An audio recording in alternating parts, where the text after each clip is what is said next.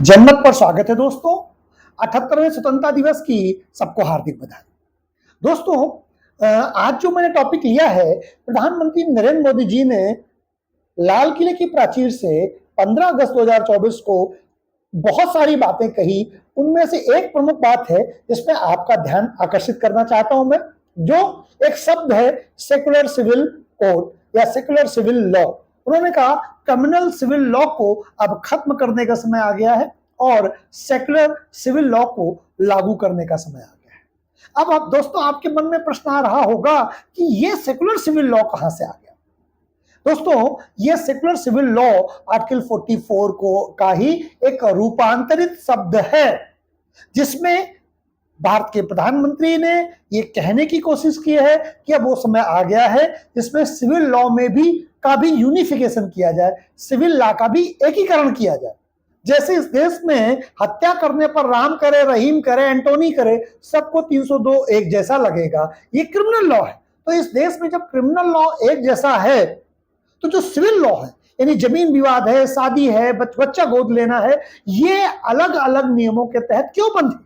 और अगर बंधे तो हिंदुओं को क्यों नहीं वो छूट दी गई 5000 साल पुरानी परंपरा को मानने का? जवाहरलाल नेहरू ने यह पाप क्यों किया कि 1956 में हिंदू कोड बिल लेके आए और हिंदुओं के हजारों साल पुराने परंपराओं को, नियमों को उन्होंने एक झटके में समाप्त करके हिंदुओं के लिए हिंदू कोड बिल ले आए। जब जवाहरलाल नेहरू से पूछा गया कि ठीक है, आप हिंदुओं के लिए तो हिंदू कोड बिल ले आए, लेकिन मुसलमानों के लिए, तो बोले आप भरोसा रखिए संसद पर और मुझ पर, बहुत जल्द मुस्लिमों के लिए भी मुस्लिम सिविल लॉ आएगा।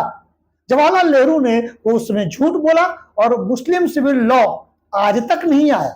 मैं कहता हूं हिंदू सिविल लॉ, मुस्लिम सिविल लॉ, इसमें भी देश को नहीं बांटा जाना चाहिए, बल्कि इसमें होना क्या चाहिए, सेकुलर सिविल लॉ लागू होना चाहिए, जिसमें सिविल लॉ भी सेकुलर हो। क्योंकि इस देश के बहुत बड़ा एक वर्ग है जो सेकुलरिज्म पर बात करता है कि सेकुलर, ये देश का संविधान सेकुलर है, सेकुलरिज्म प्रमुख रूप से आना चाहिए। तो मोदी जी ने कहा कि चलो भाई, कॉमन सिविल कोड की जो बात करते हैं, इससे किसी को दिक्कत है कॉमन सिविल कोड में, तो सेकुलर सिविल कोड बना दिया जाए, जहां हिंदुओं के लिए भी उसी तरह का सेकुलर लॉ हो, उसी तरह का सिविल लॉ हो, जैसा मुसलमानों के लिए है, जैसा यहूदियों के लिए है, जैसा ईसाइयों के लिए है, वैसा हिंदुओं के लिए भी हो। ये कौन सी परंपरा है कि इस देश में एक धर्म के लोगों को दूसरे कानून से गवर्न किया जाए और दूसरे धर्म के लोगों को दूसरे कानून से गवर्न किया जाए? फिर तो भारतीय संविधान का जो इंडियन कॉन्स्टिट्यूशन का आर्टिकल नंबर 14 है, वो क्या कहता है कि equality before the law, equal protection of the law, विधि के समक्ष समानता और विधियों का समान संरक्षण। जब विधि के समक्ष समानता की बात की जाती है, तो फिर इस देश में धर्म के आधार पर सिविल लॉ हिंदुओं के लिए कोई अलग है और मुसलमानों या माइनॉरिटीज के लिए अलग है। ये क्यों है? ये डिस्क्रिमिनेशन क्यों है? हमारी हजारों साल पुरानी परंपराओं को नष्ट कर दिया जाता है, लेकिन एक दूसरे धर्म की परंपरा को सिविल लॉ में भी जिंदा रखा जाता है। इसके विरोध करने का समय आ गया है, इसके बदलाव का समय आ गया है। इसको मैं डिकोड ये करता हूं कि जो बी.आर. अम्बेडकर जी ने कहा था कि इस देश में आर्टिकल 44 लागू किया जाए, कॉमन सिविल लॉ लागू किया जाए, जिसमें सभी के लिए सिविल लॉ एक जैसा। और उन्होंने एक बात कही थी, जब तक सभी के लिए सिविल लॉ एक जैसा लागू करने की परिस्थितियां उत्पन्न ना हो, तब तक सभी को अपने अपने सिविल लॉ मान्य देना चाहिए।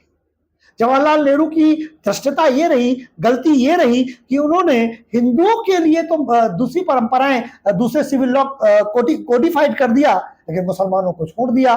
मुसलमानों से उन्हें शायद डर लगता था। जवाहरलाल नेहरू की अगर आप समस्याएं देखिए, तो उन्होंने आर्टिकल 44 लागू नहीं किया, उन्होंने पीओके बना दिया, यानी एलएसी बना दिया, उन्होंने एलओसी बना दिया, उन्होंने उन्हीं की बेटी ने कच्चा ट्यूब दे दिया। तो इस देश को जो समस्याएं दी गई, इस देश को जो घाव दिए गए, उसमें मुझे कभी कभी ऐसा लगता है कि कांग्रेस ने शायद उस तरह से काम नहीं किया जैसा काम इन समस्याओं को सॉल्व करने के लिए करना चाहिए था। अगर कांग्रेस ने उस समय कॉमन सिविल कोड की व्यवस्था कर दी होती, तो आज भारत में इस तरह के कानूनों को लाने की जरूरत ही ना पड़ती। उस समय अगर पीओके ना निर्मित किया होता कांग्रेस ने, तो आज पीओके नाम की कोई चीज नहीं होती। एलएसी में बना, भारत हार गया। उसके बाद भारत के प्रधानमंत्री ने संसद में कहा कि चीन के पास जो जमीन है उसमें तो एक बीज पेड़ भी नहीं लगता, बंजर जमीन है।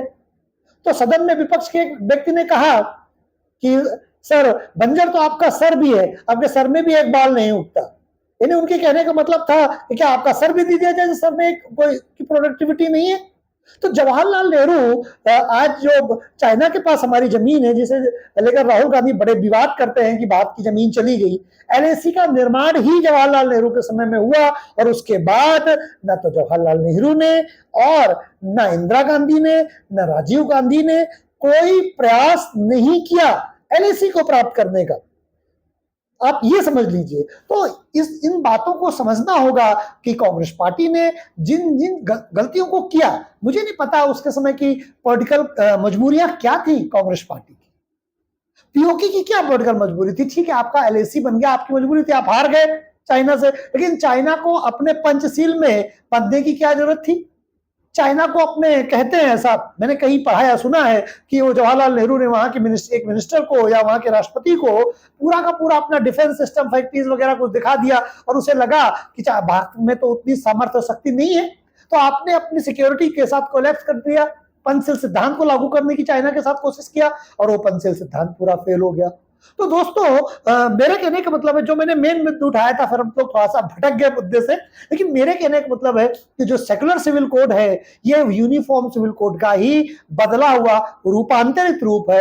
अब देखना यह है कि सेकुलर सिविल कोड को विपक्ष किस आधार पर मना करेगा, क्योंकि वो सेकुलर शब्द के पीछे ही बहुत सारी अपनी नादानियों से, अपनी गलतियों से छिपने की कोशिश करता है।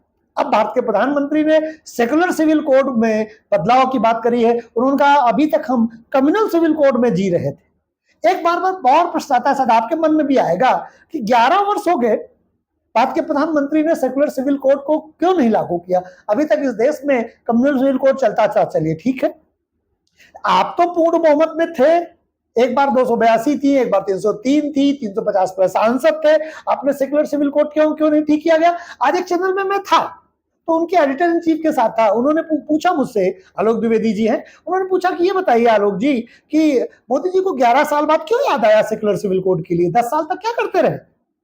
तो मैंने जो उत्तर दिया था, मैं उत्तर वही उत्तर यहां दूंगा। इस समय मेरी माता जी काफी अस्वस्थ है, 8-10 बीमारियों से ग्रस्त है। मैं डॉक्टर के पास लेके गया, क्योंकि होम्योपैथिक फिजिशियन मेरे घर में डॉक्टर्स हैं, एलोपैथिक मेरे मित्र हैं। तो हम सब ने उनकी प्रायोरिटीज तय किया कि भाई पहले उनके ब्रेन में ब्लड क्लॉटिंग है तो उसकी दवा दी जाए, बीपी लो है फिर उसकी दिया जाए, चेस्ट में इन्फेक्शन हो उसकी दिया जाए, फिर फीवर है, फिर कॉन्स्टिपेशन है और सारी प्रॉब्लम है। तो सबसे पहले प्रायोरिटीज तय कर दी कि जो सबसे ज्यादा बड़ी बीमारी है डॉक्टर को लगा, वो उस बीमारी को पहले सॉल्व किया, यानी ब्लड प्रेशर और ब्रेन में ब्लड क्लॉटिंग। इसी तरीके से भारत के प्रधानमंत्री ने भारत माता के अंदर जो समस्याएं थी, जो पिछले 75 सालों में धीरे धीरे टल रही थी, मर्ज शरीर में पड़ा था, लेकिन उसका इलाज नहीं किया गया, तो भारत के प्रधानमंत्री ने, चाहे आर्टिकल 370 हो, चाहे 35A हो, चाहे इंस्टेंट ट्रिपल तलाक हो, चाहे राम मंदिर का मुद्दा हो, इन सारे मुद्दों, चाहे CA हो, इन सारे मुद्दों को उन्होंने भारत की उस बीमारी को, भारत माता के अंदर जो वो बीमारियां इस रूप में ग्रसित हो गई थी, उनको ठीक किया।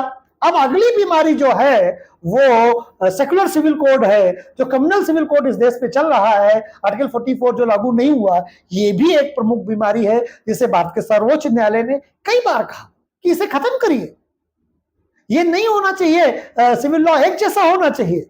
तो भारत का सर्वोच्च न्यायालय वैसे भी कह चुका है, और भारत की सरकार अब सेकुलर सिविल कोड ला करके, जो पिछले 65-70 सालों से भारत के मेजोरिटी के साथ अपमानजनक व्यवस्था की जा रही थी, उसे अपना सेकुलर सिविल लॉ, अपना सिविल लॉ तो 1956 में ही छोड़ना पड़ा, लेकिन मुसलमानों का सिविल लॉ आज तक जारी है। ये जो डिस्क्रिमिनेशन है, ये भारत के संविधान का आर्टिकल 14 का भी उल्लंघन करता है, लोग हमारी मनोभावों को भी पीड़ित करता है कि हम सीधे हैं, हम विद्रोही नहीं हैं, हम दंगा नहीं करते, हम रोडों को जाम नहीं करते, तो हमारे लिए नियम दूसरे बनेंगे। जो इस तरह के करते हैं उनको पूरी छूट दी जाएगी। इससे इस देश की मेजॉरिटी को शायद गलत संदेश जाता है, तो गलत संदेश ठीक नहीं। देश की यूनिटी और इंटीग्रिटी के लिए लॉ एक जैसे होने चाहिए, वो चाहे क्रिमिनल लॉ हो और चाहे सिविल लॉ।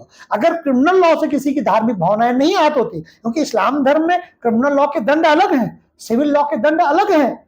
हिंदू धर्म में क्रिमिनल लॉ के दंड अलग है, सिविल लॉ के अलग है। तो जब क्रिमिनल लॉ में मुसलमानों ने भारत के क्रिमिनल लॉ को मान लिया, अपना क्रिमिनल लॉ छोड़ दिया, अब वो चोरी करने पर हाथ काटने की सजा के लिए तो डिमांड नहीं करता ना इस देश का कोई मुसलमान, उसमें वो दूसरे धर्म का नियम मान लेता है। लेकिन सिविल लॉ में कहता साहब जी हमारे इस पर करोगे तो हमारा धर्म खतरे में हो जाएगा। धर्म इतना छोटा नहीं होता, चाहे इस्लाम हो, चाहे हिंदू धर्म हो, चाहे ईसाई धर्म हो, कि एक लीगल परिवर्तन से वो खतरे में आ जाए। अगर क्रिमिनल लॉ मानने से इस्लाम धर्म खतरे में नहीं आया, क्रिमिनल लॉ तो इस देश का मुसलमान इस्लाम के अनुसार नहीं मानता, तो सिविल लॉ अपने इस्लाम के अनुसार नहीं मानेगा, तो शायद मुझे लगता है कि उसका धर्म खतरे में नहीं आएगा। दुनिया का सेकंड लार्जेस्ट इस्लाम धर्म है, उसको इस तरह के छोटे मोटे परिवर्तनों से कोई प्रभाव नहीं पड़ता। इस्लाम धर्म एक बहुत बड़ा धर्म है। तो मुझे उम्मीद है कि ये लीगल मैटर है, ये रिलीजियस मैटर नहीं है। भारत सरकार ने इसीलिए क्रिमिनल सिविल लॉ से सेकुलर सिविल लॉ की तरफ चलने के लिए आज भारत के प्रधानमंत्री ने अगर 15 अगस्त को लाल किले के भाषण से कहा है, तो इसका मतलब ये संदेश साफ है कि भारत के प्रधानमंत्री इसकी तरफ कोई कदम उठाने की स्थिति में पहुंच चुके हैं। क्योंकि भारत के प्रधानमंत्री अगर कुछ कहते हैं, इसका मतलब वो करने की प्रक्रिया पहले ही आरंभ कर चुके हैं।